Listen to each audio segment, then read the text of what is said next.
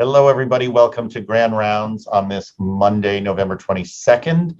As always, it is a pleasure to have everyone joining us from all corners of the health system, and particularly a pleasure to have our special guest, Dr. Moises Auron, who is med-peds trained, which always makes me happy to hear, and a professor of both medicine and pediatrics. Also a great person to follow on Twitter, who I think was tweeting like right up until he joined us today. So good to know what he's up to, even when he's not speaking to us from Cleveland. Dr. Auron, take it away. Thank you, Dr. Weisman. Thank you, Dr. Steinberg and Dr. Mitaka. It is an honor and pleasure to be here. Thank you for the very kind invitation. It is a highlight in my career to be here with you today. So what we'll be speaking about is a high-value approach to the use of blood, especially red blood cells, fresh frozen plasma, and platelets. I have, let me see here. Okay, yeah, continue. Sure.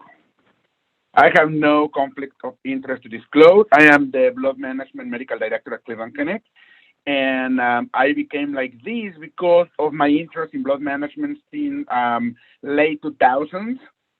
When I saw that there was an overuse of blood transfusions. They were transfusing 2 units at a time, when in my training in Metro Health, we were using 1 unit at a time. We were ahead of the game. And also, I saw they were transfusing for hemoglobins of 11, or I said, why are they doing this? So I found that Cleveland Clinic was actually the highest blood utilizer in the country in the early 2000s. So this led to very strong quality improvement, and we have moved the needle all the way to the other side, where we actually even have open cardiac surgery in Jehovah's Witness patients, and we do not use blood at all. So it has led us to innovate and focus on high-value care. The brief outline of the lecture, we'll speak very briefly about some elements that are very important to understand the rationale for parsimonious blood utilization, then the evidence for transfusion medicine and the adverse effect of blood use, and then we'll conclude with protocols for optimizing anemia, and by the end, we'll speak about FFPs and platelets. So we have a case. This is a patient who was supposed to have a surgery in March 2020. I use the context of COVID because it became very germane for this lecture. Hemoglobin was 8, and the anesthesiologist wanted to transfuse the patient with the rationale to optimize oxygen delivery. The reason for our disagreement would be based on the hemoglobin threshold, optimization of preload, or oxygenation, or all of the above. So this slide is very important. This slide is basically what I use all the time with my rationale. Understanding that oxygen delivery, you will have different components rather just than blood, like cardiac output, which will be stroke volume and heart rate. You have to determine the physiologic element that impact on this. I decrease, treat sepsis, treat fever, treat thyroid disease, improve volume. You want to find out that your stroke volume, well, you have the component preload, afterload, and contractility. Optimize preload, decrease afterload, improve contractility, find out. Sepsis, treating sepsis treats all of these things, making sure you treat anxiety, you treat pain, you treat fever, and so forth to decrease oxygen consumption. But more importantly, when you look at arterial content of oxygen, you will know that this is going to be the product of your saturation of oxygen, who will be determining your oxygenation, times the amount of oxygen per gram of hemoglobin. So hemoglobin is a single value here, but we can still focus on VQ mismatch, we can focus on shunt, we can focus on diffusion problem, we can focus on hypoventilation, we can focus on decrease FiO2. So there are many elements that we can improve acutely rather than just transfusing the patient in an indiscriminate fashion. Therefore, all of the above will be the response to this answer. The surgery is postponed. Surgeon determines to replace imatinib parenterally with IV iron and IMB12. Hemoglobin rises up. What are the outcomes of doing this? Well, first of all, we need to realize that our patient population is going to be aging. And the older they get, there's going to be a higher prevalence of anemia. And actually, even male patients will have a higher prevalence as compared with the female counterpart. In this cohort of 227,000 patients, where almost 70,000 had pre-op anemia that was not optimized, it had a 35 to 40% increase in mortality and morbidity as compared with the non-anemic counterparts. Now, this is fascinating. This is in cardiac surgery patients. When we compare the patients who have no anemia versus anemia, but even among each group, we found the ones that have no iron deficiency and the patients who have iron deficiency. And we see that iron deficiency by itself in any of the cohort, even the non-anemic patient, is associated with worse outcomes. And you can see that in this slide, where all of the outcomes are actually statistically significant. Increased mortality, serious adverse event, major adverse cardiac event, transfusion, and transfusion of all different types of products. Now, this is very important for us as hospitalists and in the perioperative setting. This is a study from the Cleveland Clinic, where they found that in your third day post-op, the lowest hemoglobin value you have correlate with the risk of myocardial infarction in non-cardiac surgery, or actually called like MINS. And you can see that for every gram per deciliter of hemoglobin that goes down by below 10, you increase by 29 to 34% your risk of MINS, both in hospital and a month after the operation. So this has led to recommendation. This is one from the Society for Advancement of Patient Blood Management, where they recommend do not proceed with elective surgery until you have optimized anemia. Here's my take on this. And this is something that even internists, we do not do well. We think that anemia is a disease. Anemia is not a disease. Anemia is a manifestation of an underlying process, which could be a genetic thing, or it could be a deficiency of hematinic, or it could be blood loss, but there's something that leads to the development of anemia. So the most important thing is I've seen this all the time in my patient who said, oh, anemia is stable. Yeah, but why is the patient anemic? So we need to find out and optimize those things. So all of the above will be the result of this process. So I have told you so far that preoperative anemia increases morbidity and mortality, and not just pre-op anemia, it's in all contexts. So what should be the best score of value to transfuse? Should be the 1030. The 1030, or hemoglobin of 10 and hematocrit of 30, came from studies in the late 1930s by Dr. Adam and Lundy. Those were OBGYN, and they did the experiments in dogs. And that led to the whole rest of the century to the use of a transfusion. And still today, 2021, there's many places that still use those core values. So the NIH came up with a consensus, and basically in 2018 saying that an hemoglobin of less than 10 or a crit less than 30 is what indicates the need for transfusion. However, most patients rarely need pre-op transfusion, and they say, whereas those with acute anemia and hemoglobin value less than 7, and they have a mistake here, will more frequently need blood. So they also stated a change in the paradigm. Look for all the physiologic causes that could be optimized instead. So this led to the normal volemic hemodilution studies, where patients were subjected to blood loss, acute blood loss of 250 to 500 mL, dropping the hemoglobin from 12 or 13 all the way down to 8.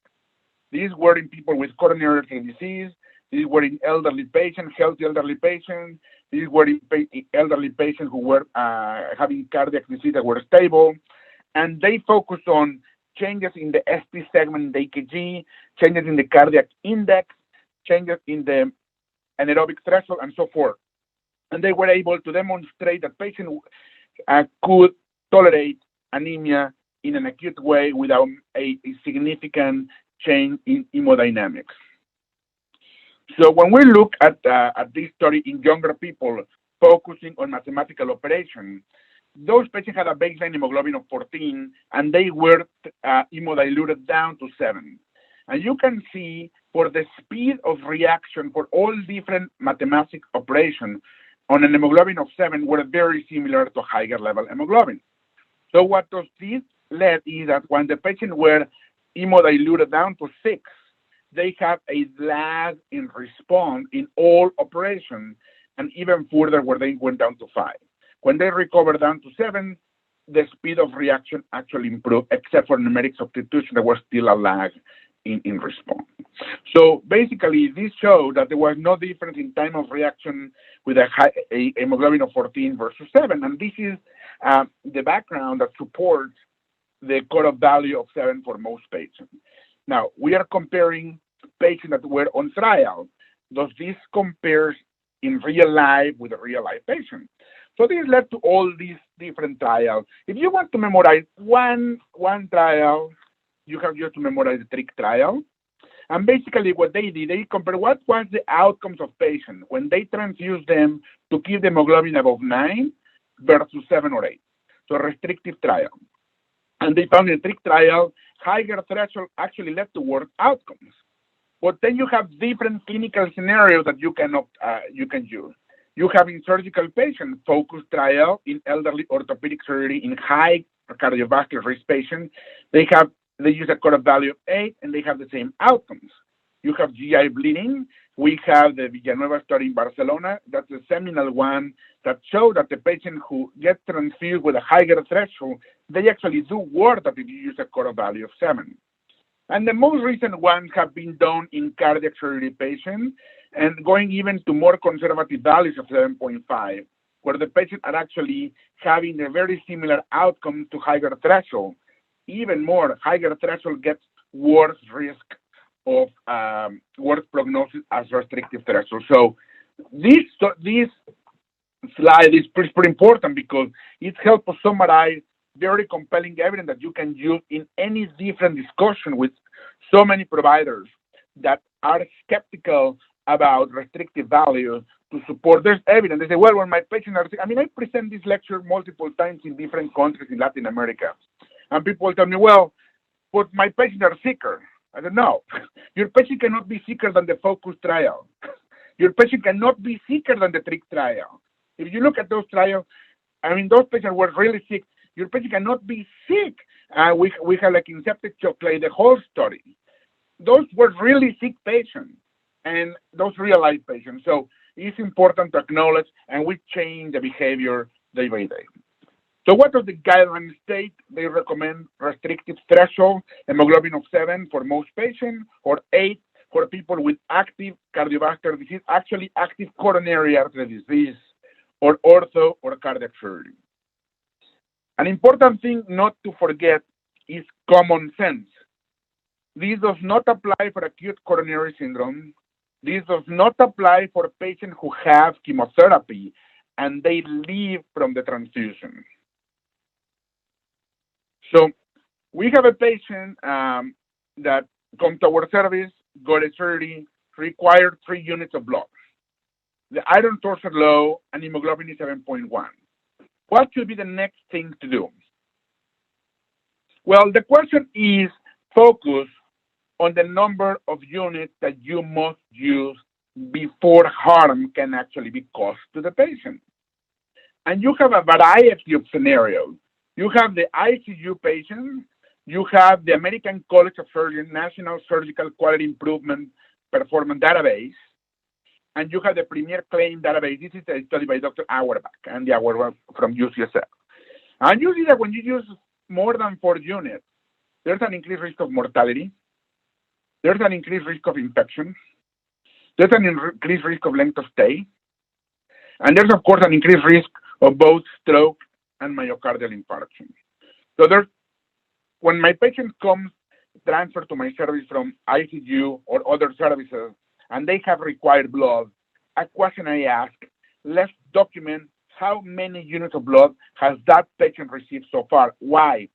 Because if the patient has received 4 or more, they have a higher risk of bad outcomes. And we have to focus very strongly and ensure that we optimize other things so that the patient do not get increased infection, they do not get, of course, increased risk of morbidity or mortality, and we try to optimize their discharge. Now, also, when we transfuse, we should transfuse 1 unit at a time because the higher risk of transfusion is this, transfusion-associated circulatory overload. that's the highest risk of transfusion. This is way, way, way more than viral infection. I often see my residents explaining the patient when they are requesting to the informed consent. Oh, you have some risk, very small risk, negligible risk of HIV, hepatitis C. I said, no, I mean, viral infection, the risk of getting a viral infection is the same as crashing in a plane. It's the same as getting hit by a lightning. I mean, it's very, very low. What you need to focus your conversation is, we are going to transfuse you, but we have a risk of giving you too much volume. So we may need to give you a diuretic to flush the excess of volume out and protect your kidney. Remember, there's also something we call now nephrosarca, like anasarca of the kidney. The kidney gets puffy too, and that squeezes the vein, that squeezes all the intrinsic system, and that can also cause acute kidney injury. So we have to be cautious. We are changing our paradigms in medicine, and it's just so fascinating. So replacing imatinib and evaluating for source control will be our key management here. So far, I have told you that anemia is associated with worse outcomes, and blood use is also associated with blood outcomes. So what we need to do? Well, what we have to do is understanding that anemia is not a disease. Anemia is a consequence of an underlying process, and we have to optimize it. So this is a picture of a cave in Iceland. These are iron deposits to make it a little bit more fun for the lecture. So this is a reference that I strongly recommend all of you to download. This is from Anesthesia and Analgesia 2020. This is up to today, November 22, 2021, is the single best reference you can use for perioperative anemia. I'm not referring you to my own papers, okay? I'm referring you to this one. This is an incredible reference. And the most important thing is they evaluate the patient to have anemia. The single first is iron stores. And if you want to memorize something, is this little square here. Transferrin saturation less than 20%, iron deficiency anemia. Ferritin less than 100, or a reticulocyte hemoglobin content less than 30%. So these are the things, this is the most common cause for anemia. If these are okay, then they look for B12 or a folate, and if they're low, they repeat it. If they're normal, then you focus on anemia of chronic inflammation or anemia of end-stage renal disease. Soon after that study was published, the review article was published, there was the guideline for iron deficiency anemia by AGA. And the evidence is, as any guidelines, is relatively weak, but it's the strongest that is available. But these guidelines are very important because they change the paradigm to approach iron deficiency anemia. We used to do only a colonoscopy. Now they're actually recommending to do bidirectional endoscopy at the same time, an EGD and a colonoscopy. And if there's no finding, they recommend to replete with iron rather than do a capsule. This changed my paradigm. I was always using myself since I started working in 2007 bidirectional endoscopy, always. But the way it happened is I put the order for the EGD to be relative. So we start with the colonoscopy. If the colonoscopy is positive, then we stop the EGD. If the colonoscopy is negative, then we do the EGD. And I also had a third year that if the EGD was negative, then do a capsule. Because now, they don't do the capsule because they want to do the replacement of iron first. And it's okay. I think that's reasonable. It's a high-value care approach. Now, what happened with iron? IV iron is something that people dread because we have been taught that iron is really bad because of anaphylaxis. We have compelling evidence. The most recent study on HCV found that serious hypersensitivity reaction happened in less than 1.7% of patients. The safest profile of iron is actually iron sucrose. That's the safest of all of them. Now, this is a study that by Stojanovic that was published, now it's going to be 2 years ago, of almost 13,000 infusions. 1.4 of the infusion has some reaction. Now, among those 195, they recommend that in almost 100 patients. 33 patients, they recommend the baseline infusion, and the 69 were rechallenged. And this is what you have to know. The fish vein reaction, the transient flushing and truncal myalgia, that's what most of the patients have, and that's an anaphylactoid reaction, not anaphylaxis, anaphylactoid reaction. The mild is defined by some localized cutaneous manifestation, and the moderate when they have some GI upset, maybe some transient hypotension or tachycardia. On this patient, they were able to tolerate or re-challenge. The main issue with these is that we should not label, unless you have hives and respiratory symptoms, then you should not label that an allergy. You could potentially give the patient diphenhydramine, acetaminophen, maybe steroids, and re-challenge with a slower rate of infusion. Most of the patients actually tolerate it. And we have done a big change here in the Cleveland Clinic because the nurses in the infusion centers used to label these patients as allergic, and therefore we lost a huge opportunity to optimize them. So this is a very nice story about what is the impact of replacing iron. So when we replace iron, often we replace iron 1 gram at a time. Most recent guidelines suggest that you can go up to 1.5 grams. Basically, there's a formula called the Gansoni formula where you can calculate, in reality, anybody with an hemoglobin of 10 or less at least have a gram of iron deficiency in the body. So replacing the iron in any way you want will be appropriate. Now, this is patient with hemoglobin of less than 13 that we're going to have cardiac surgery. And this patient who had ferritin more than 100, then they check the CRP. In Europe, they check the CRP as a marker of iron deficiency, as a marker of inflammation. If the CRP was high, they gave a gram of IV iron. If the ferritin was less than 100, they gave 20 milligrams per kilo. What you want to see, this is the transfusion post-op. No transfusion 1 unit, 2 units, or 3 units. You can see the people who were not transfused, the people who respond to the treatment have almost very similar outcome than the non-anemic patients. And the people who require more than 3 units, the non-anemic patient and the people who respond to transfusion, they have very similar outcomes. So basically, by optimizing anemia before surgery, you can actually improve the outcome and minimizing the exposure to allogenic blood. This is a nice summary of all different surgical populations, and there's plenty of studies out there. All of them will give you very much the similar information. So I summarize it with this slide. In colorectal surgery, screening and giving IV iron decreases transfusion rate by about 50%, and down the trimline cost by $2,600. In orthopedic surgery, you cut down transfusion rate by 30%, decrease length of stay by almost 2 days, and decrease infection by 1/3. Now, moving into non-surgical patients, perhaps the single population where iron has been used the most, IV iron has been used the most, is heart failure population. If you talk with your heart failure specialist, they will tell you that right now, treating iron deficiency with IV iron is a burning platform. It's something that everybody's doing. And you can see that among people who get IV iron, there's a decrease in the rate of death, hospitalization, and death from cardiovascular causes and all causes. Why is this? Well, this is a very nice study that was just published a few weeks ago in ESC Heart Failure. And basically, they explain that when they do cardiac MRI or muscle MRIs, as well as electronic microscopy, in the patient with iron deficiency anemia, there's a restriction of the myofibrils, and also there's a decrease in the concentration of mitochondria. When you replace iron on this patient, there's a repletion of mitochondrial function.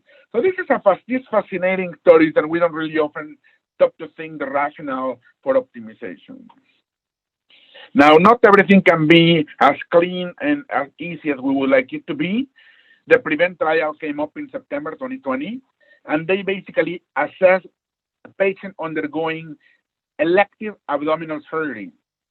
And they found that the repletion of IV iron did not change the rate of transfusion of death as patients who received placebo. Nonetheless, among the IV iron patients, there was a 40% decrease in the rate of readmission, and at 6 months, like 22% decrease in the rate of readmission. So there is something that this patient have by using IV iron that has an impact. So the word is not final. We still have a lot of road to walk. And first of all, not everybody is using IV iron. We still have an opportunity here. And also not everybody optimizes anemia. So we are still getting data on the long-term impact of using parenteral iron supplementation. So moving to the next section of the talk, fresh frozen plasma. Well, this is the most commonly hemostatic agent, is used indiscriminately, up to 60% inappropriately. So when we have a case, this is a cirrhotic patient, the most common clinical scenario where plasma is used, milk 14, has fever and ascites. He needs a paracentesis, INR is 1.9. How many units of plasma should we use? 2, 3, 4, or none? Well, we need to understand, when we look at the INR is going to tell us a percentage of clotting factors that are circulating in the body. We're going to have all the different clotting factors. Each of them are going to have a percentage. All of them are going to be uniformly less than 30% when your INR is more than 3. Just your real abnormal hemostasis zone. Between 2 and 3, some factor will actually be above 30%. But when it is below 2, most importantly below 1.9, you will have all your clotting factor will be above 30%. This is very relevant because I see this is a conversation we have all the time with our endoscopists. Well, INR is 1.8, give the patient 1 unit of plasma. Why? Well, because I don't feel comfortable doing this. Well, no, I mean, you're not going to change anything by just giving a unit of plasma, and I will even go further with that. This is started in the MGH last decade, and basically, almost 2 decades ago, wow, we're aging so fast now. Patient with INR less than 1.8. And you see that even despite giving the patient 4 or more units, there's no meaningful changes in the patient INR. Now, this is a study of 7,000 patients and actually had different values of INRs. Among the people whose INR was between 2 and 2.9, really the change was not that meaningful, but for real, below 1.9, there was no really important change in the INR of the patient. Nonetheless, among whose people's hemoglobin INR was more than 3, the change in the INR was more meaningful with plasma replacement. Even more, if they got more than 3 units, they tended to correct the INR in a way more effective way as if they use less volume. Why is that? Well, in medical school, in residency, in fellowship, we don't really get taught how to use plasma. And plasma should be administered in a weight base. So this is the recommendation from the British Society of Hematology. They recommend to use 15 to 20 mL per kilogram and an INR more than 2 to give plasma. So when we have a patient with 60 kilos and you use 12 mL per kilo, you're using 3 units of blood, 3 units of plasma. You give 12 mL per kilo, 3 units of plasma. You give 15 mL per kilo, 4 units of plasma. You don't see here in any value 2 units of plasma. I was trained both in Mexico and then in Metro Health. Oh, give 2 units of plasma. Why? Because that's the way we do, 2 units of plasma at a time. We never use the dose based by weight. But what is the risk of this? Well, number one, we're going to replete the clotting factors in a much more effective way, but we're going to expose the patient to circulatory overload. Therefore, most of the recommendation to use non-transfusional methods, if the patient is not bleeding, use vitamin K or use 4-factor prothrombin complex concentrate rather than plasma. Now, what happened with the cirrhotic patient? I was taught cirrhosis equals bleeding. Cirrhosis bleed. Never put them aspirin, never put them heparin. Do not do VTE prophylaxis in cirrhotic. Why? Because they are going to bleed. They are going to bleed to death. Well, AGA recommends VTE prophylaxis in cirrhosis. Why? Because yes, you have anticoagulant physiology, but you have a very heavy procoagulant physiology. There's decrease in plasminogen. There's increase in factor VIII. There's decrease in antithrombin 3, in protein C, protein S. There's decrease in ADAMTS13. There's increase in expression of von Willebrand factor. So we need to understand that the cirrhotic patients are going to be having a balance in both anticoagulant and procoagulant physiology. So our guidelines for liver disease, both American and European, do not recommend routine replacement of plasma before a paracentesis. Therefore, these patients should not get any plasma whatsoever. Now, the second clinical scenario where we use FFPs is warfarin-associated bleeding. And the guideline by ACCP, they still need to be updated, but they recommend to rather use 4-factor prothrombin complex concentrates or vitamin K. Now, we need to understand one thing in patients with warfarin. The liver does not stop synthesizing coagulation factors. Those coagulation factors are going to be there. They are just not active. When you give the vitamin K, you provide the final step to render them active with the carboxylation. So if the patient is not bleeding, you can just wait. Just give some time to let the vitamin K antagonist levels come down, or just give vitamin K. Now, if they are bleeding, if you give plasma, it takes all this time, almost 1 day, to start correcting the INR. When prothrombin complex concentrates, correct the INR almost immediately. This is another case. This is a patient with end-stage renal disease on dialysis. I have osteomyelitis, need a central line, and INR is 2. How many units of FFP does the patient need? So I want to show you the Society of Intervention and Radiology guidelines. In our institution, these are the guidelines that we have used in order to provide the recommendation for plasma and platelet transfusion. And we see that even for a central line placement, for an IVC filter, LP, all of these done with intervention and radiology, the guidelines do not recommend to check any labs whatsoever. If you have done, they are okay to proceed if your INR range is 2 to 3. Remember what I showed you. Between 2 and 3, some of your clotting factor will be above 30%, some will be low. But they let the range to stay there. I probably would say, maybe less than 2. And platelets more than 20,000. Now, this is for patients who they consider low bleeding risk. In patients with high risk, they recommend more conservative values, INR less than 1.8, and platelets more than 50,000. And this is things like TIPS or a solid organ biopsy or a nephrectomy. Now, what about the patient with cirrhosis? Well, patient with cirrhosis, if their bleeding risk is low, they don't care what the INR looks like. Meanwhile, platelets are more than 20,000 and fibrinogen more than 100.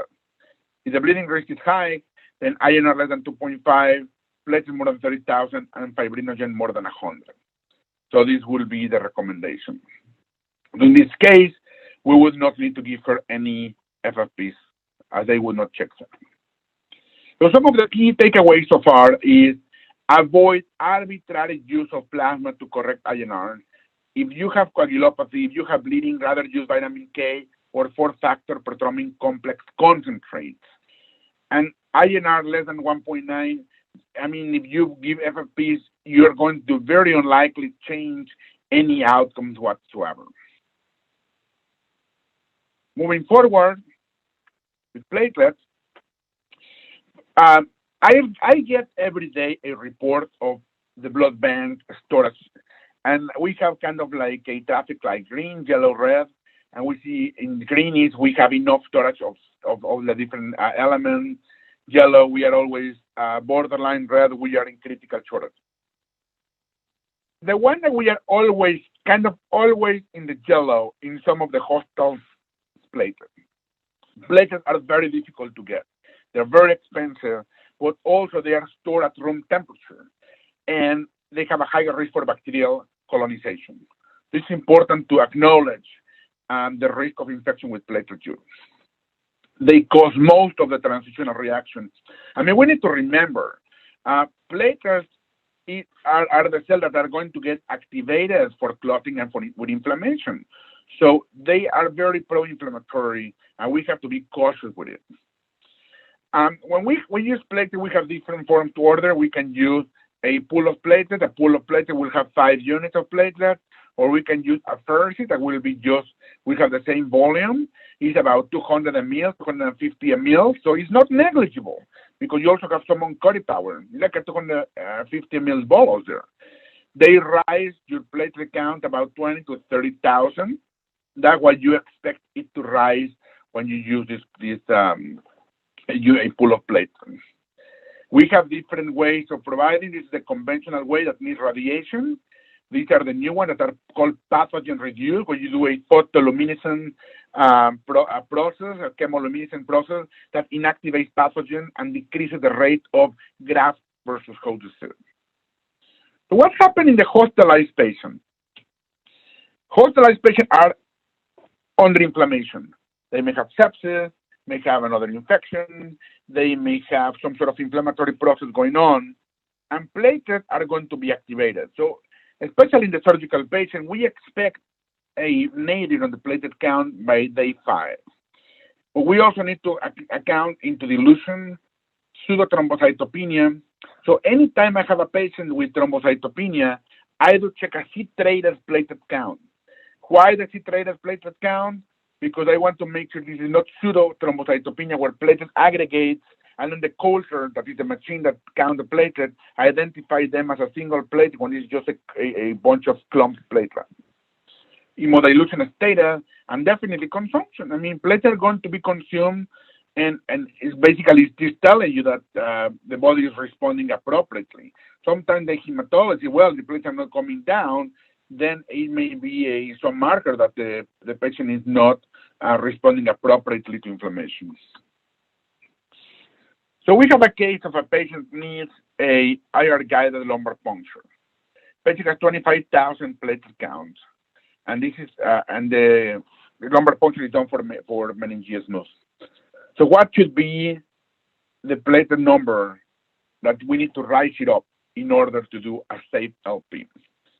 So we want to show you that there is no evidence to support central line infection. There's a study called the PACER trial.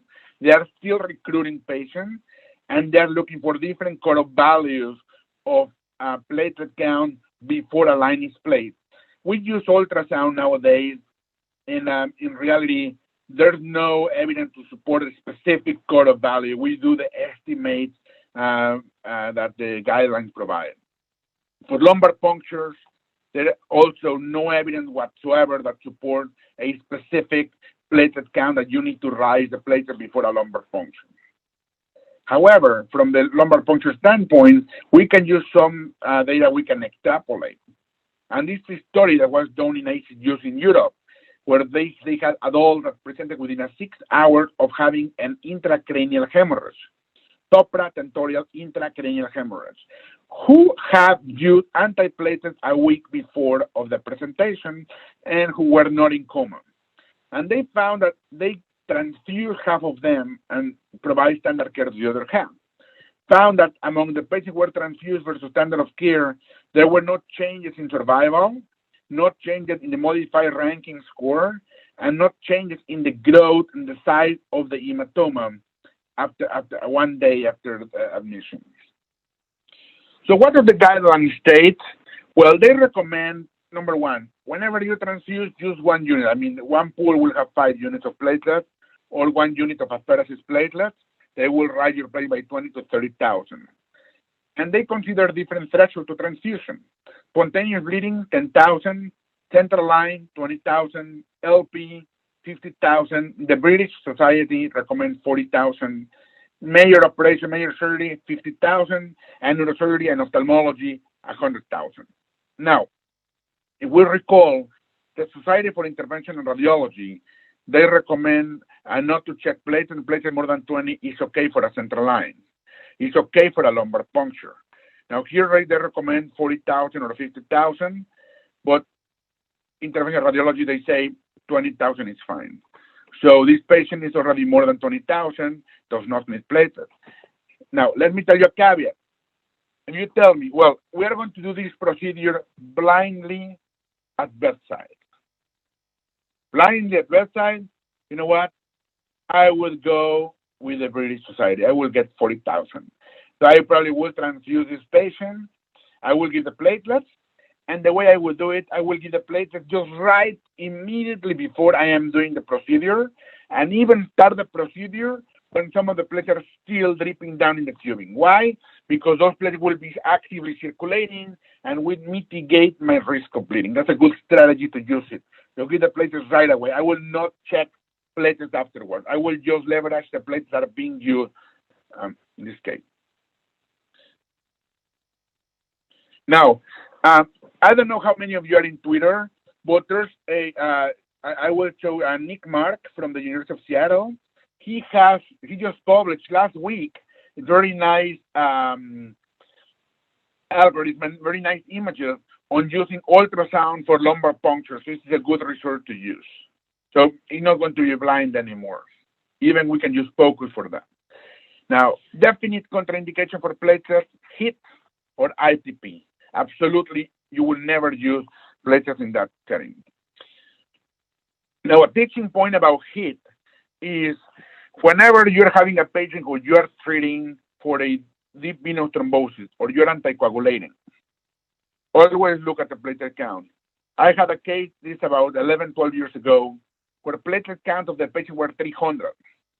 Patient had a very bad upper extremity DVT that was getting worse and was developing a very bad post-phlebitis syndrome right away. And we could not understand. So when we check at the platelets before admission were 700. So the patient had normal platelets of 300, but in reality, the patient has HIT.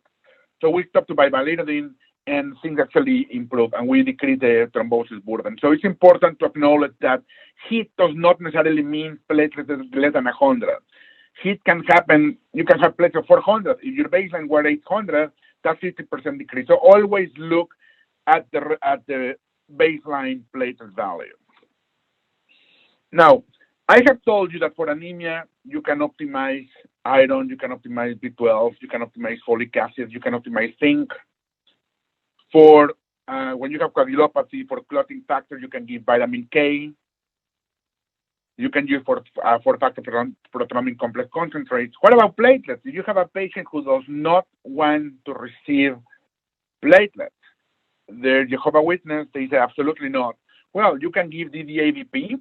DDAVP will release the subendothelial deposit of von Willebrand factor and increase platelet addition.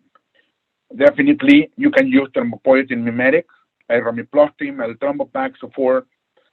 Definitely, as we have already said, sepsis, right? Create inflammation, decrease inflammation of the endothelium, treating the sepsis, maybe giving statins on patients too. We can use recombinant factor 7, fibrinogen concentrate, recombinant factor 13. You can use anti-fibrinolytic agents. So there's other things that we can do to optimize coagulopathy in our patients that does not require transfusion. And this is important because we always have to be creative when the patient is refusing to get transfusion. What we should do to optimize them without exposing them to cell? Now, we keep changing, we keep evolving. I really want to give a shout out to our good friends from the Society of Hospital Medicine. This is a paper done by our good friend, Dr. Andre Mansour from the University of Oregon. And this is a beautiful, beautiful, beautiful manuscript just published last month. And they summarize all the recommendations for optimizing coagulopathy and antithrombotic agent in the different bedside procedures. So it's a nice paper to download. It's a great resource. It's an easy read, and it's very well edited. So I really want to give a shout out to our hospitalist colleagues. Now, what about the assessment of coagulopathy? Well, first of all, a lot of places are not using APTT anymore to monitor heparin. They use anti-10A levels. A lot of places, they use the thromboelastogram and rotatory thromboelastometry. This is most commonly used within the clinical scenario of cirrhosis. This is the most common scenario where they basically look at the geometry of a clot formation and thrombolysis, and based on the different elements, you can actually find out what will be the best recommendation. Either use plasma, cryos, platelets, use the AVP, use antifibrinolytics. So, and this is Nick Marks. This is I got this one from him, and this is the gentleman I was telling you from Seattle that publishes these wonderful one-pagers, and he just publishes one-pager on lumbar puncture guided by POCUS. So I would definitely recommend you to visit him and get the one-pagers. There's no cost whatsoever. So we keep evolving. We need to stay creative. And with it, I conclude my presentation. We have 14 minutes to go. And I'm open for your question and comment. And you can throw the virtual tomatoes too.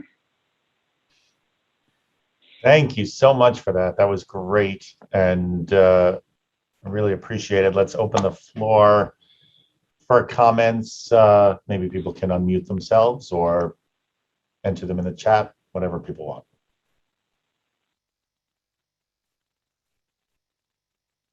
Well,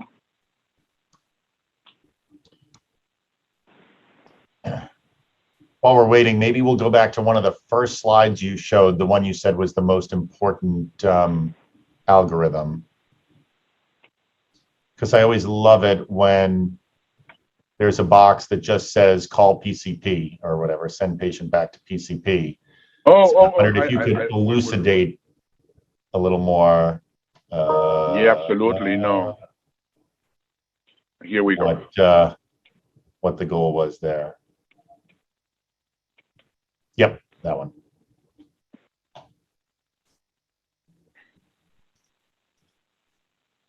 I mean, the greatest thing of this algorithm is like help you to engage the team.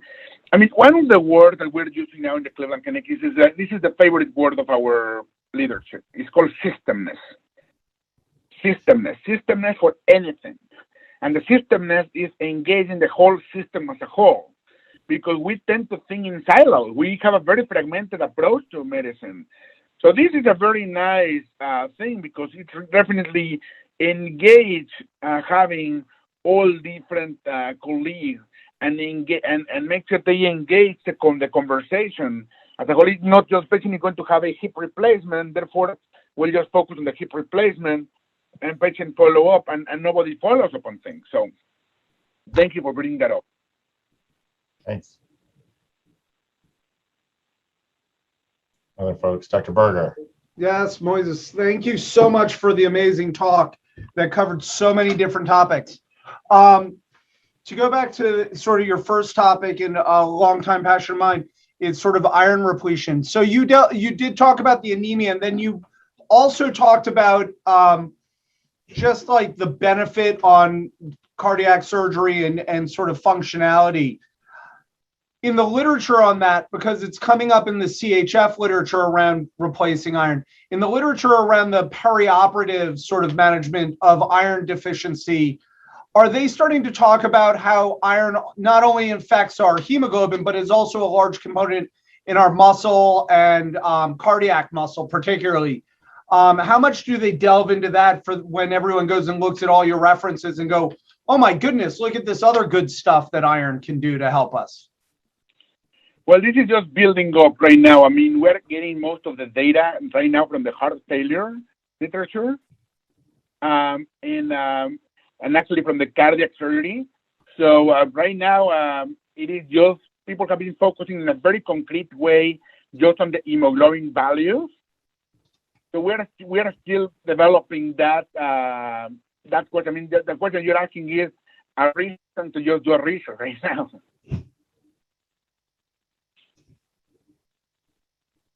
Thank you. You're welcome. Thanks for the question. Yes, sir. Hi, Moises. Thanks again. Great to see you, and thank you so much for such an outstanding talk. I mean, you mentioned this concept of systemness, and I was wondering if you could elaborate a little bit on, from your perspective in the inpatient setting, what are the most important structural components for a successful blood management program? What are the most important relationships? Because as for example, as hospitalists, if we have one approach, but our colleagues in hematology have another approach, and the surgeons have their own ideas, then there can be, lots of agreement, but there can also be, points of contention. So how do you go about creating like a shared mental model on, what the approach is? I would imagine it's more than just emailing out a policy. How do you build those relationships so that it translates into, teamwork? No, the question is fantastic, and that basically touch on the point of system. We have to educate and gather the team as a whole and engage the team. It is about engagement. I think it's often a situation where we have those conversations in a siloed way, and what we have to do now is talk all the teams together. So approaches is, for instance, you invite the chair of hematology, the chair of the blood bank, the chair of which one is your service line from surgical standpoint that is the highest blood utilizer? Invite that chairman, and of course your leadership. From our system, we are getting the support. We created a governance structure for blood management, and above me is the chief of staff. So she's supporting me and providing me the backup to be able to engage the other team. So when I call the other guys to meet together, we have the support from the leadership. So getting the buy-in from the leadership is key to support systemness. And definitely talking all together at the same time and looking at the data in real time and being able to establish some benchmarks. People start moving along. One of the things, as you told me, you asked me, is we're trying to engage the outpatient doctor. It's hard for me to tell them, well, guys, you don't optimize anemia. What do you mean? Well, every time I get a patient that's coming for surgery, I look at the chart. And you have been documenting since 2017, anemia stable, anemia stable, anemia stable. But you never approach it. So it becomes a feedback. Thank you. Thanks so much. I hope I have to answer the question. Yeah, that was great. We have 2 more minutes, maybe time for one more question.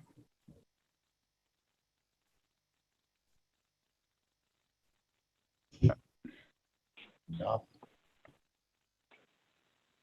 I'm replying a text to Dr. Mitaka. Yes, thank you. So just wanted to ask if we can approach the recording to our internal YouTube. Absolutely, yeah. By all means. Yeah, I forgot to ask beforehand. Like Tony Bruce says, like the CP Solver says, the Court of Siders, democracy of education, right? So I feel like the sort of reverse of some of what you said, or the other way of looking at it, is some of the research that's been done around blood donations. And my sense is that it's sort of mixed, right? They used to say that if you donate blood, that lowered your risk of heart disease. And then I think more recently there's been some sort of mixed studies on that. As a primary care doctor, is there advice for my patients on the health benefits or not of donating blood in the theory that it reduces your iron stores? Yeah, no. Here's the deal.